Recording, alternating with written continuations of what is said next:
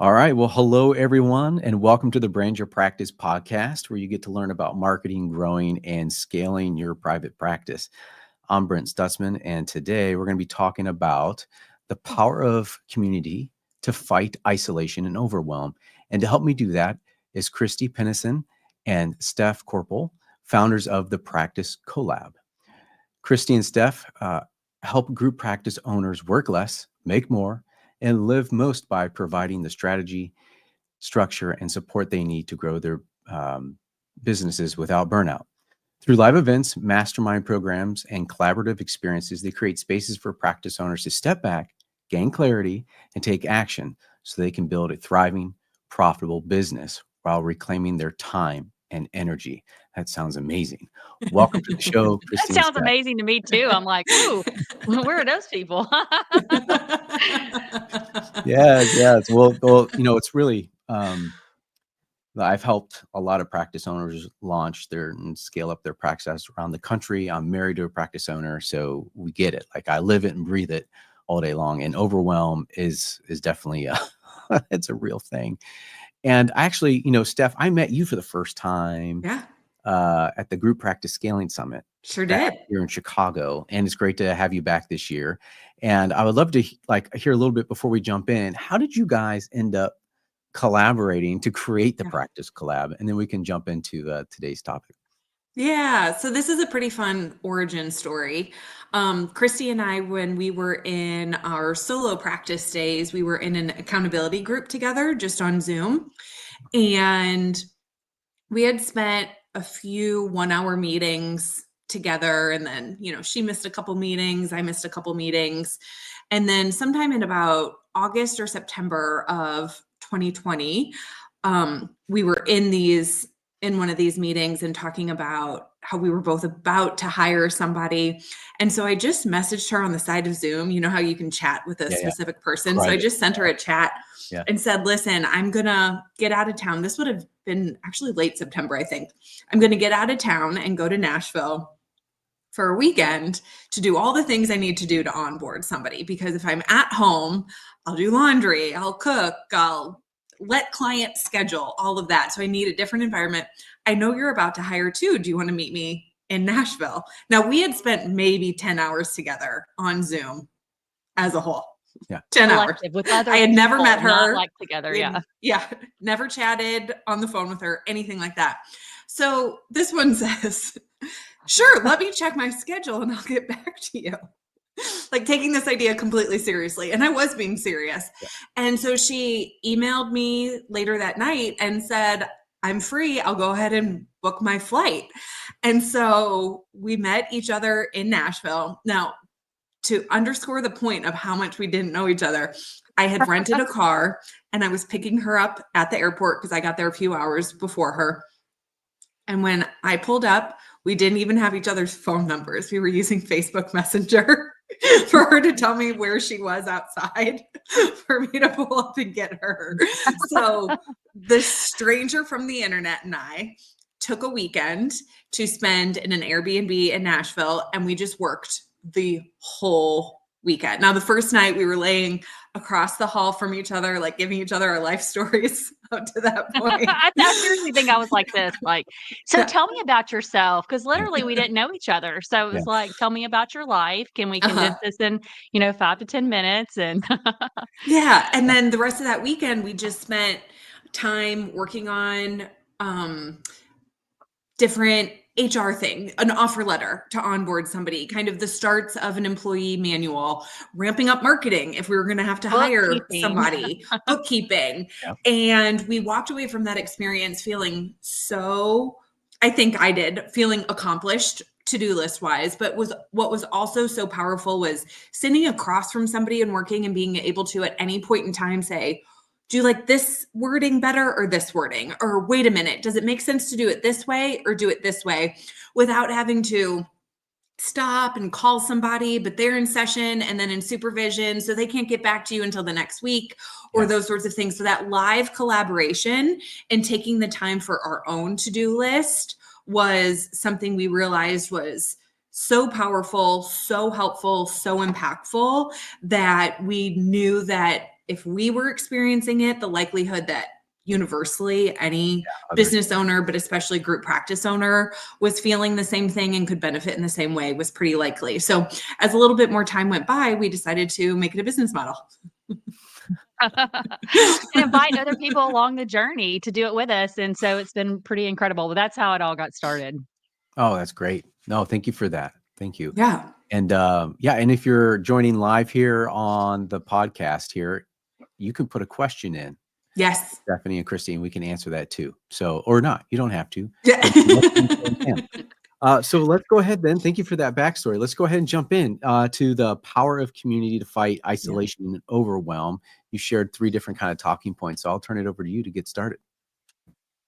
Yeah, absolutely. Well, I think that a lot of times when you are a practice owner, again, we'll go back to that word of overwhelm. And I was thinking about this the other day, sometimes we can get so busy building a business, especially a business that you're passionate about, that you kind of forget to also build a life in the process.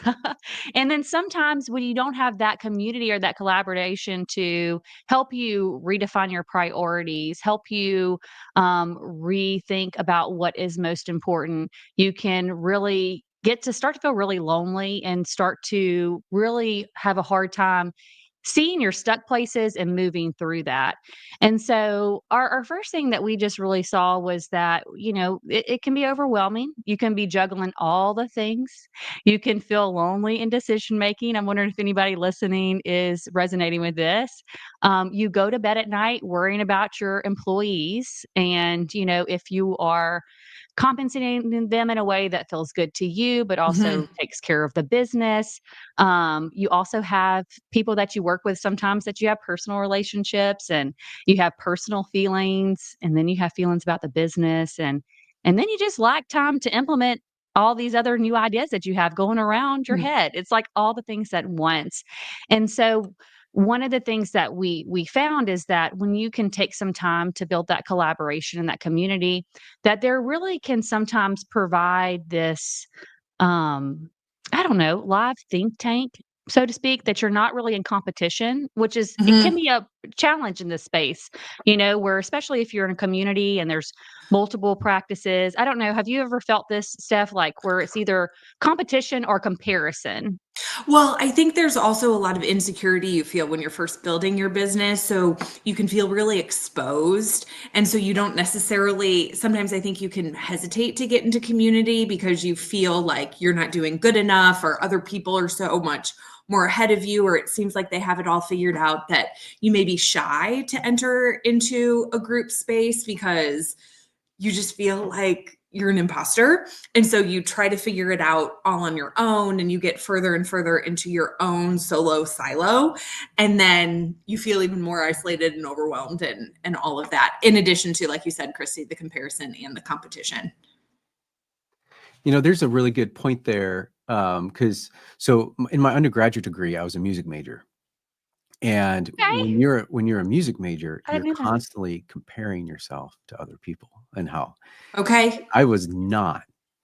I was maybe bottom of the pack. I was actually surprised I actually got into the program after looking around and be like, these brothers and sisters are doing like Beethoven sonatas, and I'm stuck on Mozart. It was pretty. I was a little shocked. Well, anyways, I ended up switching my major over to organ performance, and there is this kid in high school who was playing like master's level recital work, and I was just starting out with very simple Bach stuff, right? And I had my teacher. She says, Brent, and this is the power of community, right? She says, Brent, God bless people like Nathan, right? Because there's going to be people out there always going to be better. They're going to be amazing. But you're you, Brent, and you're really good with people. And you're going to be going into ministry and working in the music ministry world and that type. And God's church needs you. They're not necessarily going to need Nathan, but you can actually provide. And it was like at that moment, I was like, yeah, that's right. And I needed that. Yes. Because, and again, that goes back to the community, right? So we're going to be, practice owners are going to be constantly judging, like, do I need to lower my prices because maybe I'm too much, or maybe they're constantly comparing themselves to others. And it takes community to be like, no, you're not crazy. You're just fine where you're at. You're fine. Keep your head down. Keep going forward with what that plan is. Stick with that ideal client of yours. You don't have to diversify. You don't feel like you have to take insurance right now. Yep. You don't, You know, Yeah. yeah, I'm so glad you said that, Brent, because so often Christy and I talk about like brainstorming and new ideas of the group opportunity. But you're right. So much about the group opportunity is also the holding the line, right? And because you are constantly questioning and constantly judging yourself or doing market research that may pull you in different directions, a big piece of working with people that know you and know your business is no, this is working for you. It is working. Just go ahead. I know the waves might feel like a lot right now, but stay the course. And it's a great point to make about that power of community that we don't always underscore. Yeah. Well, and Brent, I know as you've helped support group practice owners, you've seen this. You can do this so many ways. And also at the same time, everybody has an opinion. And so, we all have our practices in different communities. We serve, like you said, different people. There might be an ideal individual or group that we are really feel called to help those people. And insurance versus private pay, compensation structure versus this. I mean, there's so many decisions. And I often find that one of the valuable things about a collaborative community is people get to know your business and they get to know you.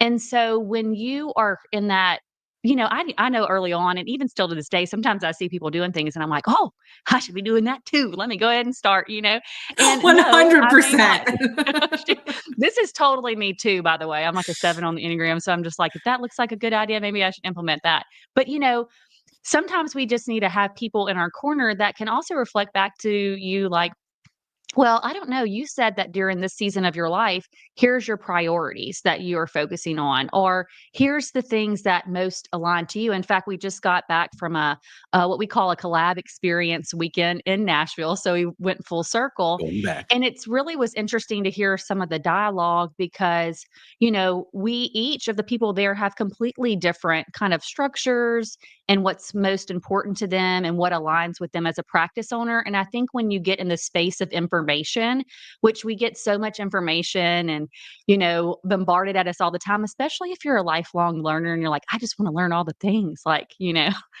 if we can't implement everything all at once, and nor should we, but that collaborative group helps you in almost the decision-making process too, to help you realign what really feels good to you and what your vision is for your organization, which can often, we have that shiny object syndrome that can get in the way sometimes. Yeah. Can I ask, maybe before you go on to the next point, what do you say are like kind of the top 2 things that practice owners, like that overwhelm, 2 areas of overwhelm that you're seeing, like maybe right now, or what people typically bring to the group? I think, Christy, correct me if I'm wrong, but I think practice owners are always evaluating what they're paying their therapists and always wondering if it's this constant tug between, is it enough for these people that I employ and I care about? Mm-hmm. And can the business handle it? Right? Because as a business owner, you really have to see the business as like one or even more employees. So you can take care of the business, because otherwise you won't have any profit margin. Or that's when you see business owners not paying themselves. And so after a couple of years, they have to consider closing because they can't keep going. So I think the overwhelm of how to take care of their employees is constant. And that's whether you're in year 1 or year 7 or beyond. I hear that a lot. And then, Christy, do you have something else immediately coming to mind? I'm interested in what you say, Steph. So go for this, and I'll see if there is one other thing that pops to mind. But I would say that the employee well-being and just fighting that, like, I want to do well by my employees, but I also need to protect the business because that's what's going to ultimately take care of the employees. But go ahead, Steph. What were you going to say? I don't know if another one immediately sticks out. So if you have one sticking out. One thing that I've been hearing a lot lately that I think is, I don't know if it's due to economy or just where we are, is I do hear a lot of uncertainty right now that I may have not heard in the past. And me and Steph, we both started, Steph had a little bit, our practices right before the COVID era hit. Okay. Mhm. And we actually entered into group during COVID days. Okay. So during that COVID time, if you had started or you were growing a group practice, there was like this definite need for mental health services. And I still think that need exists today, even more so. But I have seen a lot of group practice owners struggle recently with, should I take insurance or should I not? Kind of that question that you had because of some of the challenges they're seeing, maybe in their area, maybe their calls. I think that's always a stressor as well. Is our calls enough? Which I know you speak to that a lot, Brent. Mhm. Are they the call volume where it needs to be to get our therapists full? And it goes back to therapist concern, right? Like Yep. if the therapists are full and doing well, then the practice normally is doing well. But when we see those calls slow down, it puts sometimes people in a uncertain, scared mindset to say, do I need to do things differently? Do I need to change my model? And so that's another thing that I'm hearing more recently than in the past, I would say. Or even how can I do more? I consider our robust at my practice, our robust, our marketing at our practice pretty robust. And so I agree with Christy. Sometimes it's like, what else can I do? Where can I even pull a lever to make a shift? And yes, Christy's right. That is something that I think comes up for a lot of practices across the nation, especially if, like she said, you got started in COVID times where there were clients seemingly everywhere. We're now readjusting to where there is the need for a true marketing plan, Yeah. but also those spaces are a lot fuller, right? So Google Ads, for example, the ROI of Google Ads is not what it was 2 or 3 years ago. So kind of more saturated markets is how a lot of us feel. And how do we make Psychology ourselves Today. known and heard? That was Yes. a big one, right? And I feel like that's dwindling as a real, I mean, it depends on where you live and yeah, but even all those things you're having to reconsider. And I think when you're in that fear-based uncertainty mindset, this is where community and collaboration really helps because I don't know about you, Brent, but when I'm in a like uncertain, especially when it comes to my employees or my team, and I'm in a fear-based mindset, it's hard for me to pull myself out of it. And so that collaborative group really does help you kind of sometimes vent those frustrations and overwhelm, but then help you reframe where you're at. Yeah. No, Does that's that all. line up with what you hear, Brent? Because you work with people in such a different way. You're so adjacent to the business that I wonder if because you weren't directly in it and people aren't maybe necessarily doing that same comparing and It, contrasting, if you hear things differently. yeah, it depends where they're at in the Okay, stage of growth. So if sure. they're That at makes the sense. beginning and their brand isn't as developed yet. They'll be like, should I lower my rates? Okay. There was one that was sort of like, well, my competitor, they only pay their interns. They're like pre-licensed clinicians, right? So their employees $100. They only charge $100. And I said, well, I bet if I went into their QuickBooks, I bet they're not profitable at all, and they're losing sleep, and they can't even pay their people, Mhm. and so their people are going to feel Interesting. resentful. So, like it just like so, I had to like, okay, calm down. Like we're okay on the pricing. You deserve $175 a session. Like you have a master's degree and a ton of certifications, right? Yeah.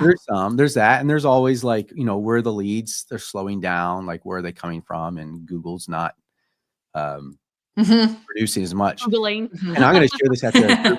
I'm going to go deeper at the group practice scaling summit on this, but I'm doing a deep dive in what I call big therapy and Cool. all the venture capital money that's coming in Yes. and absolutely cannibalizing mom and pop Yes. shops.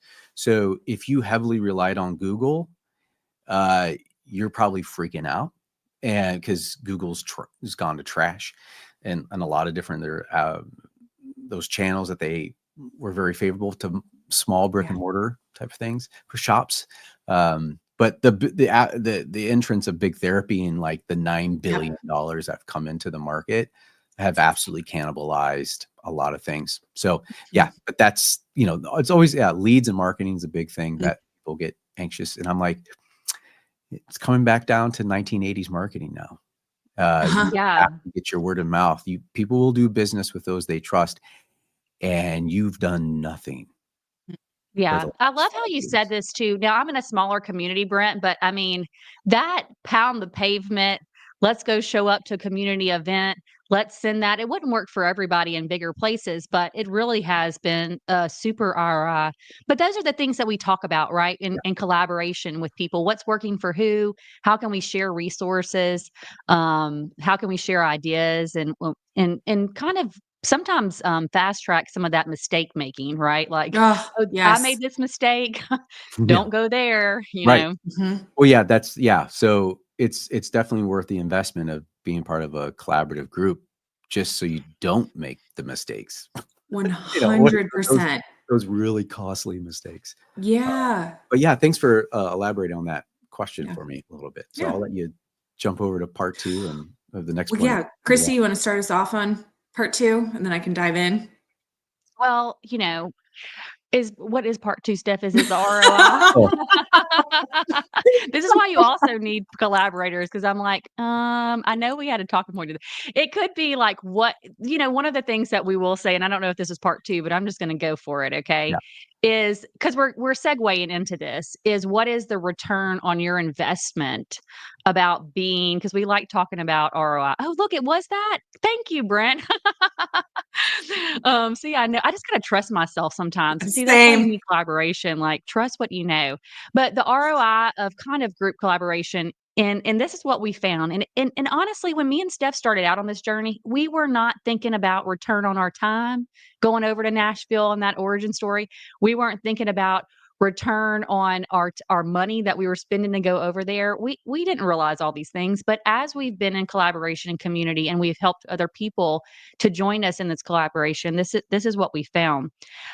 When you are in a collaborative space, number one, it saves you time, just like we said, because you are learning from others and others' experiences. People are sharing their experiences with you because it's a safe and trusted group.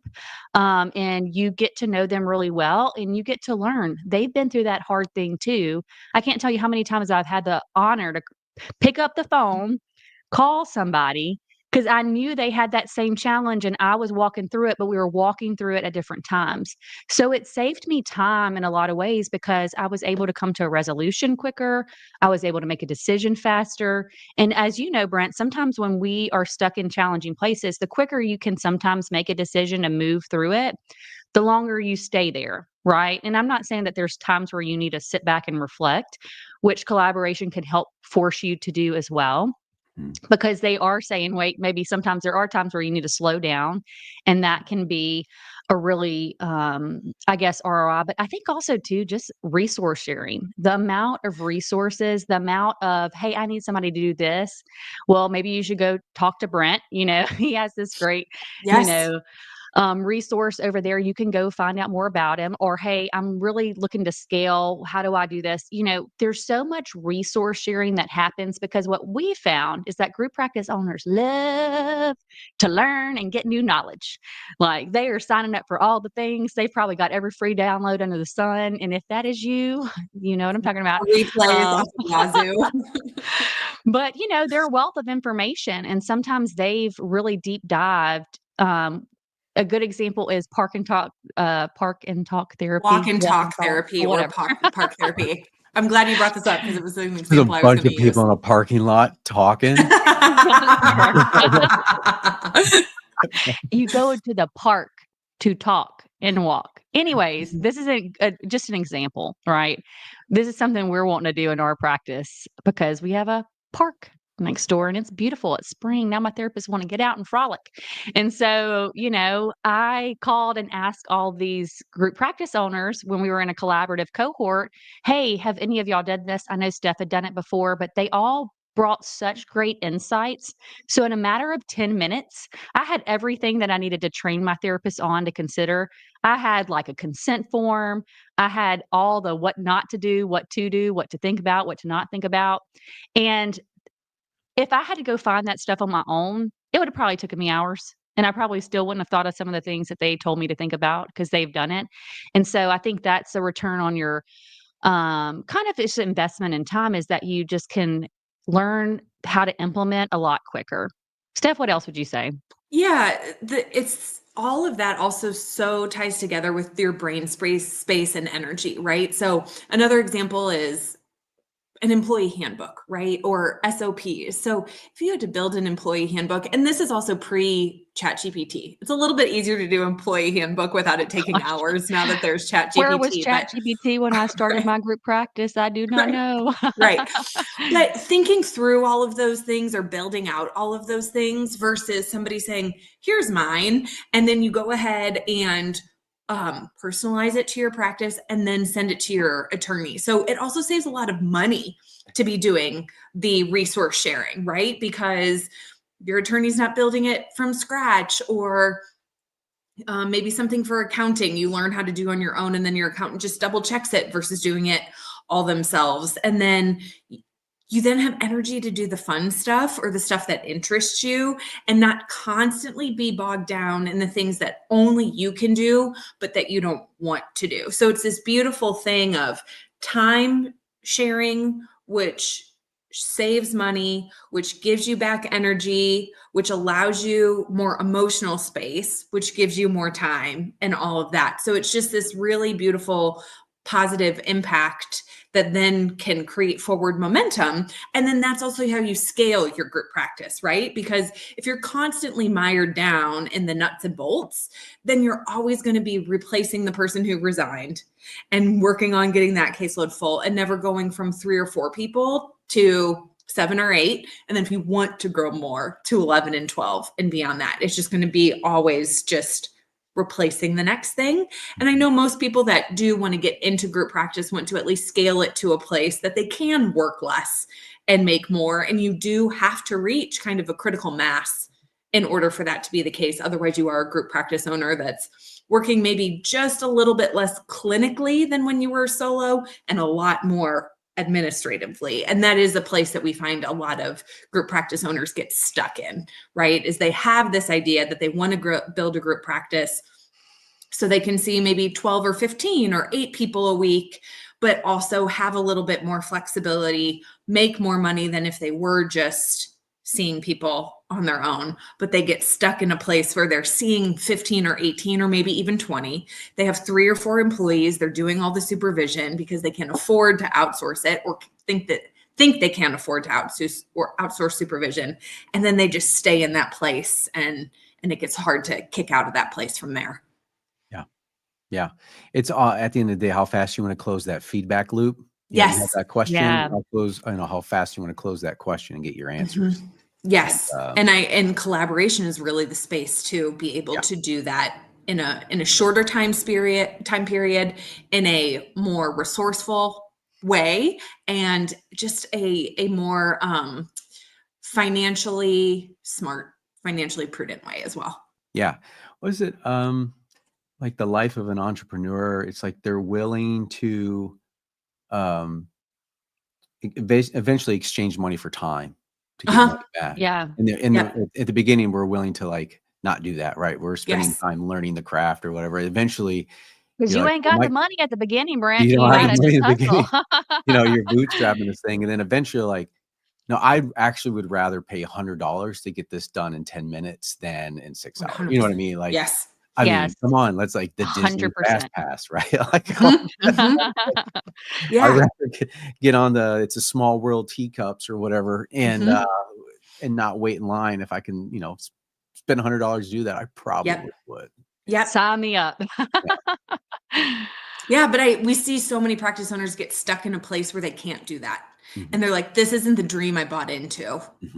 And so those are the people I would really say, find your group, find your community, because that may be the piece that's missing for you to be able to make those decisions. Yeah. Anything we add before I jump over to the read break? No, I think ad break is perfect. Otherwise, I was going to start to foray into point 3. All right. All right. So let me let everyone know before we go on. I'll let the listeners know about TheraSAS. We designed TheraSAS because many of my marketing clients were using Post-it notes and Google Sheets to record new client leads, but clients were still falling through the cracks and money was being left on the table. It said that the riches are in the niches and the fortune is in the follow-up. TheraSAS was specifically designed for the follow-up process. TheraSAS is a powerful HIPAA-compliant CRM software for private practices. It allows you to quickly capture, qualify, and close prospective clients. You get email and text message automations, built-in newsletter templates, and a dashboard with real-time analytics so you always know how your sales and marketing efforts are going. So to get started is pretty simple. Just go to therasas.com. That's THERASAAS.com, and just see how our customers love it. All right. If you're still interested, step 2 is just go sign up for a free demo and meet with me. And I want to see if TheraSAS will actually solve the problems that you're looking to solve with the CRM. You get to see how it works. And step 3, if TheraSAS is a good fit for your practice, go ahead and buy it, and we'll set you up and get you into the onboarding process. We take it really seriously, and we walk with you every step of the way. It's that simple. So TheraSAS has allowed group practice owners to supercharge their intake team. And really, at the end of the day, it allows practice owners to sleep a little bit better at night because they now have full transparency into their sales and marketing efforts. And they don't have to rely on 3 or 4 different systems to see how everything is going. So to see if TheraSAS is a good fit for your practice, go to TheraSAS, THERASAAS.com today and schedule a demo call. The other thing I want my listeners to know about is the Group Practice Scaling Summit. Look, you went to graduate school to be a great clinician, but they didn't teach you how to be a business owner. And the Group Practice Scaling Summit is all about giving the skills to how to run your practice. So we focus on marketing, finances, and operations. And this year's topics, we're going to be focusing on what I mentioned earlier. We're talking about big therapy. So my talk is going to be on building a personal brand in the midst of big therapy competition, and why building a brand, and more specifically your personal brand, is really the key to winning in that competition. Nate's going to be talking about pay structures for your clinicians. A couple of these topics we've touched on a little bit in the podcast today. Ashley's talking about how to work with your interns and your pre-licensed clinicians to keep their books full. Whitney's going to be talking about how to retain your clinicians, right? How to keep your clinicians in your practice. And then Allison's going to be talking about how to build wealth with real estate. She's a practice owner, she's got 80 employees here. So that's a lot. But she also has 5 properties. And this is something as group practice owners, as you begin to accumulate a little more wealth, what do you do with that? Maybe real estate is in your future. So go to Group Practice Scaling Summits. Just go to practicescalingsummit.com. It's in beautiful Chicago, Thursday, May 1st and Friday, May 2nd. We actually have a third day. It's an optional day. It's here in Hinsdale, actually, where it's an implementation day. So you can take what you learn and begin to implement it right away. And it should be really great. So imagine a place where it's sort of like mini TED Talks with question and answering time with the expert speakers. Everyone's in the same room. There's no breakout sessions. So there's lots of interaction with speakers, and you're getting that feedback loop going in real time. And we also feed you breakfast and lunch. Not a bad deal. So go to Group Practice, or go to the practicescalingsummit.com and get your ticket today. All right. So let's jump back in. Oops. I need to add you back to the stage. Here we go. I need to click on the right things. There we go. Now we're back. And by the way, such a rock star lineup of people. You know, some of those people, not only just you, Brent, but I mean, people that have really shaped us as group practice owners are going to be speaking. So that's really exciting. Well, I'm really excited. I mean, I was overwhelmed by like, Brent, I heard you're doing it again. Can I speak? And I was like, that's awesome. Good for you guys. That's huge. Yeah. So it was a lot easier to get people were just asking. I was like, oh, okay, yeah. So let's do it. You know, well, and I will say it's ahead. an excellent conference, summit, whatever noun you want to use. I had such a great time last year. I still talk to people I met last year, collaborate with them, get together as friends. And it really just kind of feeds into that whole community is key, and kind of might go into our third point. But for anyone listening, I highly recommend being there. As soon as tickets came out this year, I bought it. I told several people after the summit last year to keep it on their radar for this year. Oh, thank you. Because I really appreciate the tactical business advice and not just, I don't want to call it fluffy content, but again, our time is so valuable as group practice owners that I think the topics have to be pretty well vetted and also delivered in a really hard hitting way for it to feel valuable. And I felt all of my time was respected as valuable last year. Oh, well, thank you. That means a lot. That was really one of our goals, is to keep it as tactical as possible. Yeah, because I don't know what Enneagram I am, but I'm like, just don't waste my time. Yeah. That was sort of like, You're gonna have to do it then, Brent, and let us know, okay? yeah, Do the you assessment. might already be like, I think he's probably this number. All right, well, I'll turn it back over to you. Thank you. Yeah. So, getting into how to find community and how to use it, I think it's beautiful that we do live in the era we do because it's pretty easy to find online communities. And I do think that in a way, an online community with people from other areas of the country than you can sometimes feel safer because it does eliminate that communication or that comparison and vulnerability you might feel by showing up in a community, in a collaborative community in your own geographic area, right? Because maybe you guys are both private pay practices that serve couples.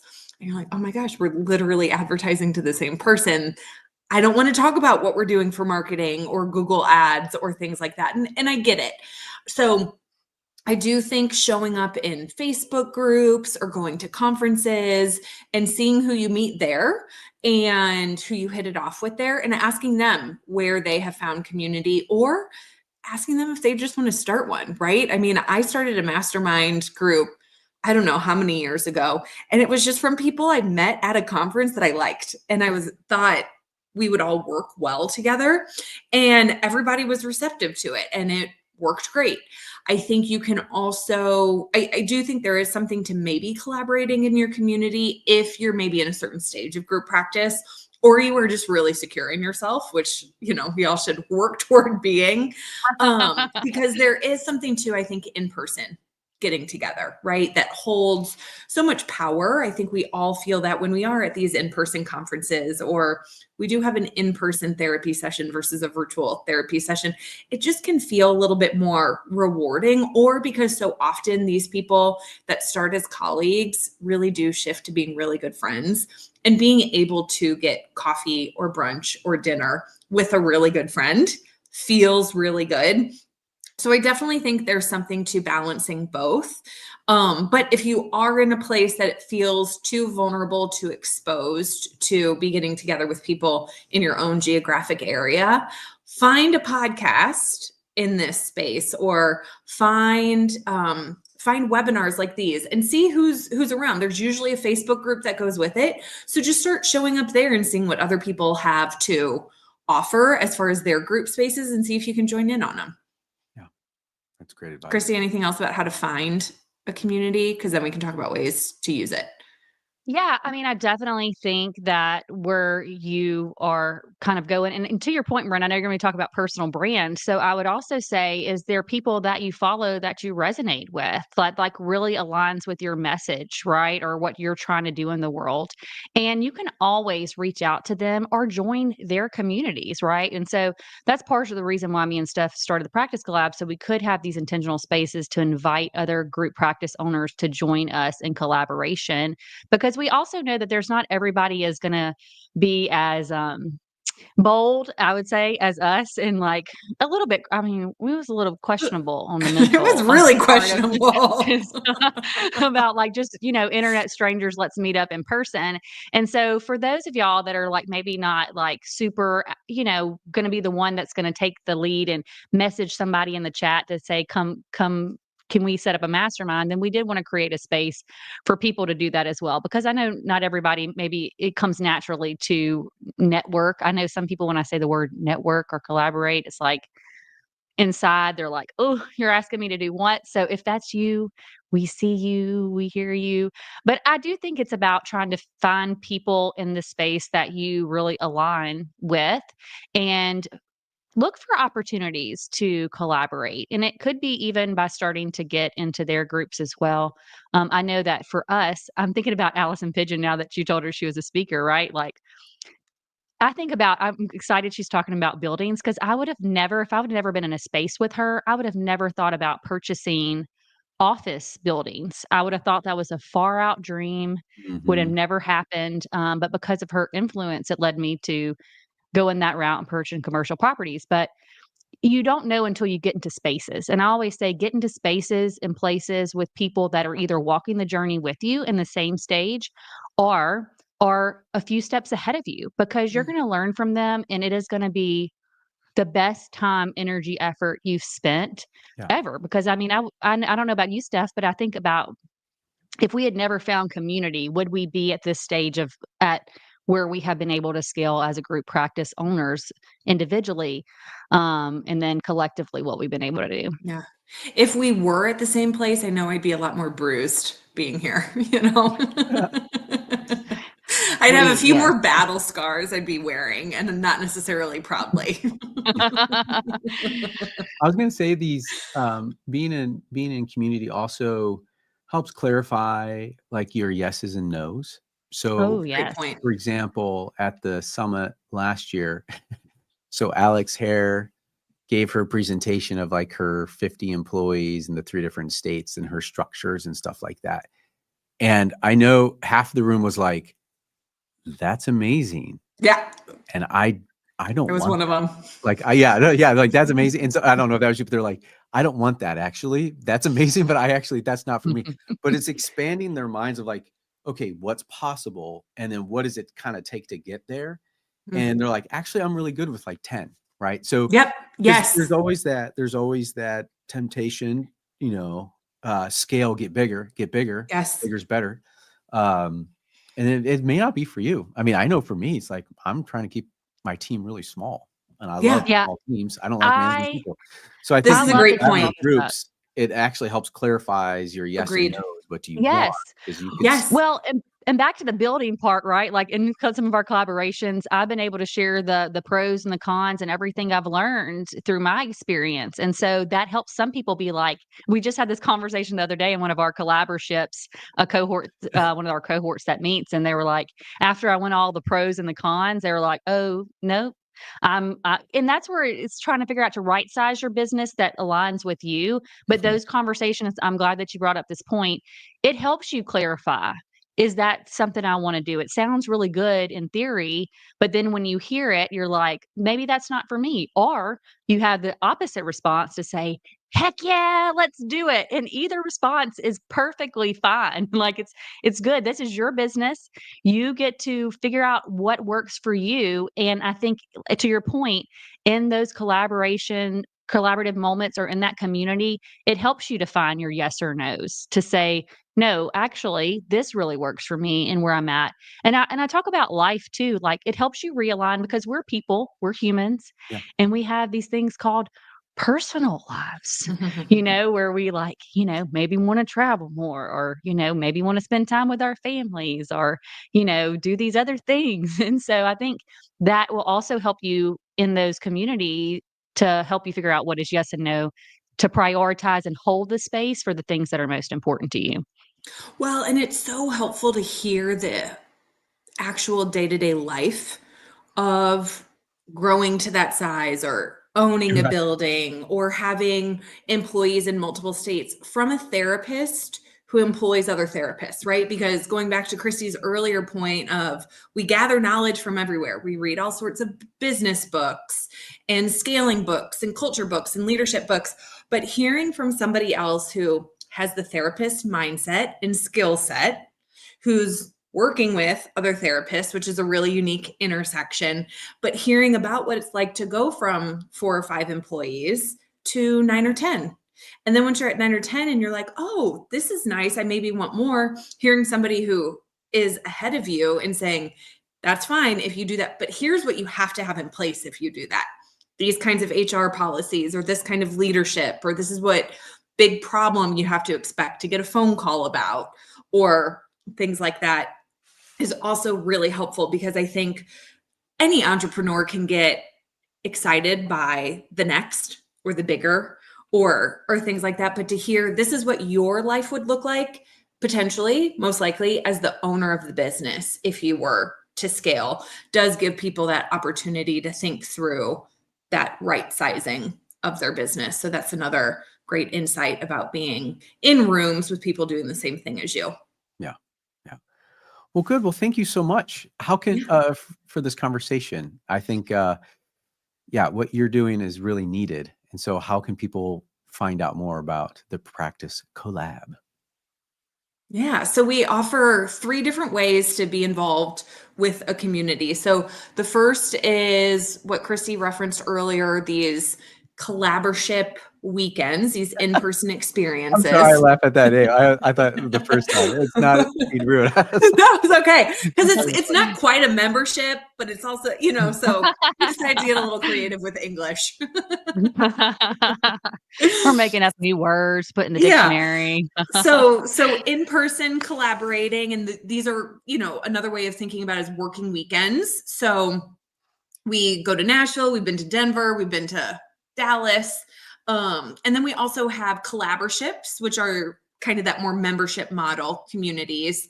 And we meet weekly. And the cool thing about our collaborships are we help you hold time for your to-do list, right? So we get together 4 times a month.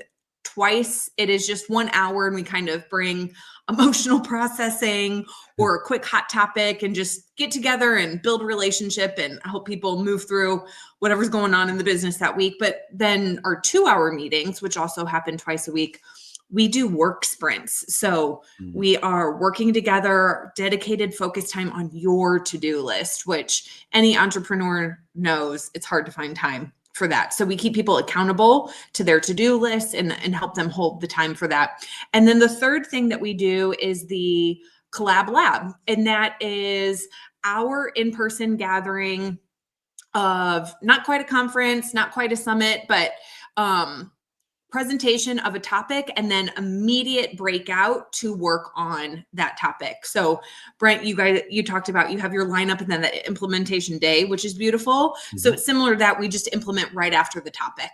And so that is in St. Louis in September 17th through 19th.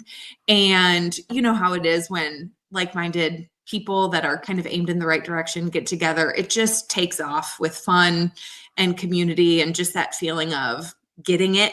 You're just amongst people who get it. Yeah. So those are our 3 offerings. And I will say that we typically work with people that are about 2 years into their group practice ownership experience. Those people who have already kind of stabilized, they know a lot of the things, but they need to implement the things. So that's kind of the space that we occupy in our offerings. Awesome. Well, that's at the practicecollab.com. Thank you. Mm-hmm. Yes. All right.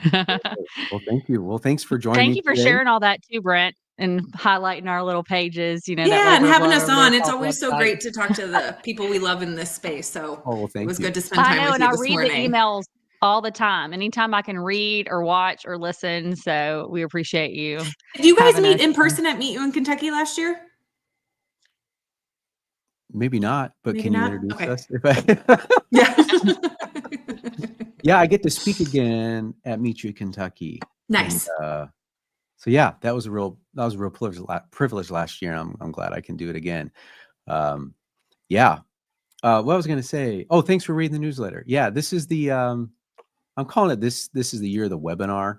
So webinars are like all right, they still work really well. So I'm just video first kind of approach webinar and get it out to the newsletter. So I love it. We value who you are in our space and really appreciate you taking the time to have us on today and giving us the opportunity to talk about this.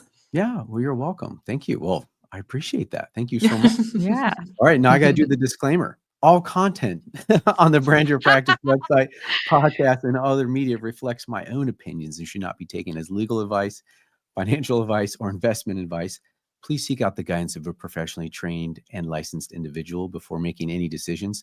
Some links in the descriptions may be affiliate links. All right, folks, thanks for listening. If you found the conversation useful, subscribe to the podcast, and please join me next time for the Brand Your Practice podcast. Awesome. Bye. Thanks, everybody.